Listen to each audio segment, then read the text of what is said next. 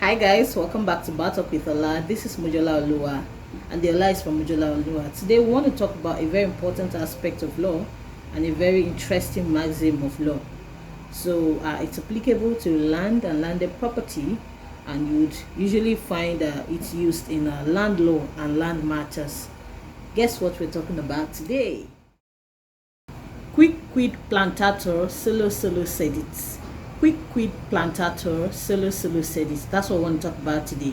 And it just means that whatever is attached to land becomes part of the land. Now in land law and for land generally, we all understand that land is immovable. That is, you can't move land from one place to another. Yes, you can only transfer the title, that's the ownership or the possession of the land. It can go from one person to another. But this principle is saying that whatever is attached to the land becomes a part of it. So essentially what this principle caters to is, one, to ensure that when you're transferring title to land, the things that are on the land that you do not intend to pass to the new owner does not actually pass to them. And two, to ensure that chattels do not pass with title to land to a new owner. Now I'll differentiate it by talking about fructus naturalis and fructus industrialis. Fructus naturalis are the things that are naturally growing on the land, like grass, weed, things that sprout from the land on their own. Even trees, things that have grown on the land, maybe over the years on their own. Those things are part of the land. So when land is passing, title to land is passing from one person to the other, those things pass with the land. And then we have fructus industrialis. Those ones can be classified as chattels. Those are things that you plant deliberately on the land. For instance, industrial crops, maize, yam, industrial trees too. Things that you planted, you took the effort to plant, cultivate on the land as the owner of the land. When you are transferring your title, that is selling it to another person, they do not have to pass with the title except you intend for them to pass. So they are classified as chattels, and you can retain the possession of them and the ownership of them different from the land, or you can deliberately sell them, but they would not ordinarily pass except you want them to pass. In Ekpan and Uyo, the court held that planting fruits, planting things on the land is a way to effectively assert ownership. So once you have planted something on the land, it is a way to show that you are the owner of the land. And conversely, that would mean that if you were to plant something on another person's land and you're not the owner of the land, except you have the person's express permission, such things that become attached to the land become that of the owner, because Quic Quid Plantatur, solo Cedit. I really love saying that thing. Right from college days, I really love saying this maxim. So essentially what we're saying is, now if you have a piece of land and maybe some things have grown on the land on their own, and you have planted some other things, when you're selling the land, you can divest what you have planted from the owner, from the title to the land, and tell the new owner that these things, so they are still mine. Are you okay with it before we execute our contract and the title passes to you? If they are not okay, if they want everything, everything has to pass. And if they're okay with it, those things remain yours while the land becomes theirs. But for things that are growing naturally, it passes with the title. But essentially, until you do that differentiation, everything attached to the land actually belongs to the owner of the land. That's the principle in Quic Quid.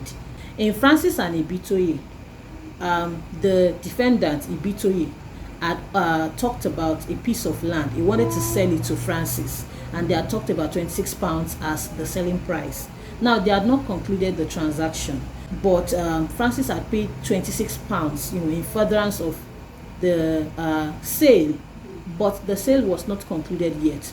Francis then went on to build a house, a building, to erect a building, to construct a structure on the land, and then Ibitoye decided that this land and what you have constructed on it belongs to me because you did not tell me. He did not tell Ibitoye that he was building on the land.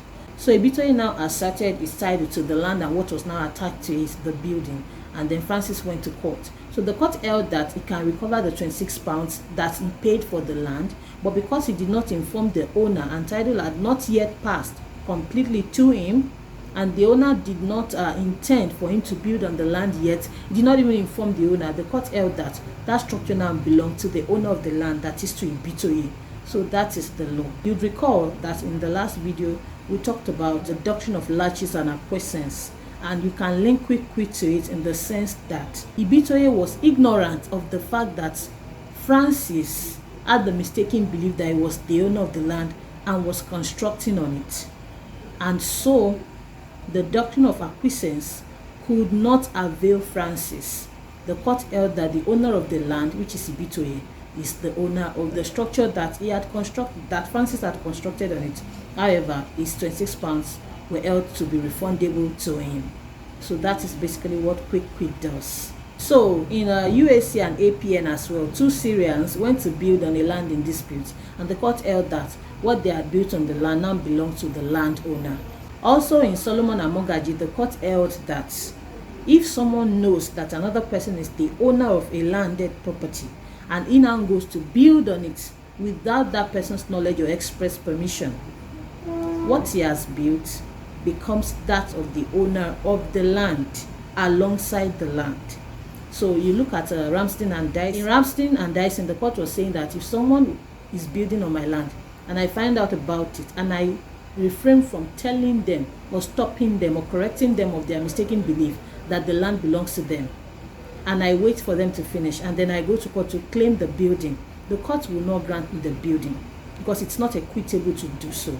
But if they, were building on the land on the mistaken belief that it now belongs to them, when I have not passed title to them and I was ignorant of the fact that they were now exercising ownership, when I go to court or they go to court, my land will be given to me by the court, and whatever has now become attached to it, that is whatever they have built on it or constructed on it. So that is where Quic Quid and doctrine of latches and acquiescence interweave one into the other. An exception to Quic Quid is that if the landlord or the landowner was informed beforehand, for instance, I sat upon a mediation whereby they were fighting about ground rent. So the owner of the land had given the land to her friend, not given now, leased it for her to build a shop on it. And now that the owner had died, the relatives of the owner were now claiming that land and the shop. So the lessee now came and said that, oh, this person gave them express permission to erect a structure on the land. But then the family now said, okay, go with your shop, leave the land, we want to use the land. So how we said it was that I asked for evaluation of the shop, and then I got the other party, the family, to agree that they were going to, reimburse the respondent, that is the shop owner, for all that she had expended in constructing the shop at the time of constructing it, and she agreed to that. So they gave her a period to move out of the shop and desist from business activities in the shop, and then they were going to pay her for what she's expended in constructing the shop, and then they were going to demolish the shop or now use it for whatever purpose because it was attached to their land. So because there was no formal agreement as to how things would proceed after the original owner had given the land to her to construct a shop on it, we had to reach that amicable settlement. So under Quic Quid, if it had been that she constructed the shop without the landowner's express permission or knowledge, she would have lost both the shop and the land to the owner's reclaim. So that's essentially what Quic Quid does. Now, the doctrine of latches and acquiescence will now come in if it can be established that there was fraud on the part of the owner. That is, if he knew that something was being constructed on the land and he did not assert his title early enough, or if he stood by hoping to gain from asserting his title after the trespasser had trespassed fully on the land. And then if he delayed, latches, if he delayed, or if he acquiescence. So those are the instances where Quic Quid will not avail. And also for chattels, for instance, in a tenancy, if the tenant brings, fixtures to the land and fittings that he can take away when he's going, he will not be prevented from taking them away when the owner wants to assert ownership. And even if they are immovables or structures that were constructed with the owner's express permission, then they can talk about, reducing the cost or the value to money, or, reimbursing the tenant in some way when the tenant is going to leave. But the important thing is express permission and knowledge of the owner, because the owner can at any time assert his ownership on his land and whatever is attached to it, based on Quic Quid Plantatur, solo Cedit. That's all I have for you in this video. I will see you in my very next video. Toodles.